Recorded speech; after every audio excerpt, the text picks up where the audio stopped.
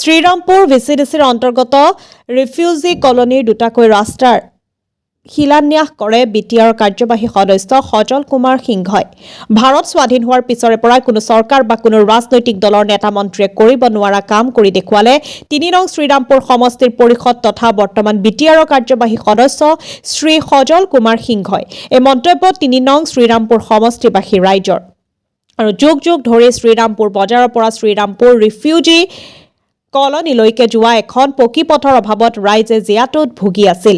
এজাক বৰষুণ দিলে স্কুল কলেজীয়া ছাত্ৰ ছাত্ৰীকে ধৰি অঞ্চলটোৰ লোকসকলে যাতায়াত কৰাৰ বাবে বহুত অসুবিধা হৈ আছিল। কিন্তু আজি ৩ নং শ্ৰীৰামপুৰ সমষ্টি পৰিষদ তথা বৰ্তমান বিটিআৰৰ কাৰ্যবাহী সদস্য সজল কুমাৰ সিংহই শ্ৰীৰামপুৰ ভিচিডিচিৰ অন্তৰ্গত ৰিফিউজি কলনীৰ দুটাকৈ ৰাস্তাৰ শিলান্যাস কৰে। এই ৰাস্তাখন বহুত বছৰৰ পিছত নিৰ্মাণ কৰাৰ খবৰ পাই গাঁওবাসীৰ মাজত এক আনন্দৰ লহৰ বৈ যায়। এই ৰাস্তাখনৰ শুভাৰম্ভ গাঁওবাসীয়ে সজল সিংহক অশেষ ধন্যবাদ জ্ঞাপন কৰে। কোকৰাঝাৰ জিলাৰ গোসাইগাঁৱৰ পৰা আজুল হকৰ ৰিপৰ্ট, নিভাজ অসম লাইভ। আজিলৈকে পকীকৰণ কৰি দিব নোৱাৰিলে, এইবুলি আমাৰ অসমৰ মাননীয় মুখ্যমন্ত্ৰী বিশেষকৈ এইটো ক'বই লাগিব যে আমাৰ মাজত আমি এনে ভাগ্যৱান যে আমি এনে পিএম চাহেবে হয়তো এতিয়ালৈকে আপোনালোকৰ কথাটো কোৱা নাই, কিন্তু মোৰ ওচৰত এটা ইনফৰমেশ্যন আছে যিটো মানে কৰিছে আমাৰ বিটিআৰৰ ভিতৰত সজল কুমাৰ সিংহ আটাইতকৈ ডাঙৰ জনপ্ৰিয়তা অৰ্জন কৰিবলৈ সক্ষম হৈছে। দীৰ্ঘদিন বুলি নহয়, স্বাধীনতাৰ পিছতে শ্ৰীৰামপুৰ কলনীৰ ৰাস্তা হোৱা নাই। ৰাইজে মানে ইমান দুৰ্দশা যিটো কয়, মানে আমাৰ যিটো ৰাস্তাত পিকচাৰ হৈ যায়, ল'ৰা ছোৱালীয়ে স্কুলত যাব নোৱাৰে। বাৰিষা আহিলে মই চেণ্ড গ্ৰেভেল অলপ কৰি দিওঁ, ৰাইজেও নিজৰ পকেটৰ পৰা চেণ্ড গ্ৰেভেল কৰি চলি আছে। আজি চাওক, শ্ৰীৰামপুৰৰ নিচিনা, শ্ৰীৰামপুৰ বুলি ক'লে আপুনি গোটেই অসমত যে ইয়াত এইটোৱেই হ'ল মেইন এণ্ট্ৰেঞ্চ, গোটেই অসমৰ এইটো হাৰ্ট। তো আজি শ্ৰীৰামপুৰবাসীৰ যদি এনেকুৱা অৱস্থা হয় আৰু শ্ৰীৰামপুৰটো এনেকুৱা নহয়, কোনো বেকৱাৰ্ড এৰিয়া নহয়, একদম ফৰৱাৰ্ড এৰিয়া, হাই ৰোডৰ লগত, কিন্তু দীৰ্ঘদিন ধৰি কোনেও কাম কৰা নাই বা কিবা টেকনিকেল প্ৰব্লেমত হোৱা নাই, এইটো মই নাজানো।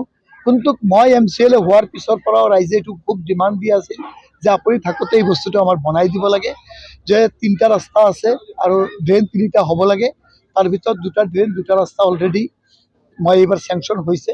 কিন্তু এটা বস্তু মই দেখা পাইছোঁ, আপোনালোকেও দেখা পাইছে সাংবাদিক ভাইসকলে, যে ইয়াত মানুহ ৰাইজৰ কিমান উৎসাহ এই ৰাস্তাটোলৈ, য'ত মই 10 কিলোমিটাৰ ৰাস্তা দিছোঁ তাত মই এনেকুৱা উৎসাহ দেখা নাই। আৰু মই শ্ৰীৰামপুৰ সমষ্টিৰ প্ৰতিনিধি হোৱাৰ পিছত 80 কিলোমিটাৰ ৰাস্তা বনাইছোঁ 4 বছৰ, আৰু 11টা ব্ৰিজ বনাইছোঁ। তো শ্মশান বনাইছোঁ, কবৰস্থান পৰা আৰম্ভ কৰি গীৰ্জাৰ পৰা আৰম্ভ কৰি সব কাম কৰিছোঁ। কিন্তু মই এটা বস্তু দেখা পালোঁ যে এই 2টা ৰাস্তা মই যেতিয়াৰ পৰা কৰিছোঁ, ৰাইজে মোক ইমান ধন্যবাদ দিছে। মই ভাবি আছিলোঁ বাপৰে, এইটোতো মই আৰু আগতে কৰিব লাগিছিল। মই ভিতৰৰ পৰা কল্পনা কৰিব পৰা নাই। মোক ৰাইজে যে কৈছে ইতিহাস হৈ গ'ল শ্ৰীৰামপুৰৰ মুখত। তো ইতিহাস যেতিয়া হৈছে, আপোনালোকে চিন্তা কৰিব নালাগে যে ইতিহাস হৈ থাকিব। আৰু এটা ৰাস্তা মিডিলৰ আছে, এইটো হ'ব, কাম ভালদৰে হ'ব।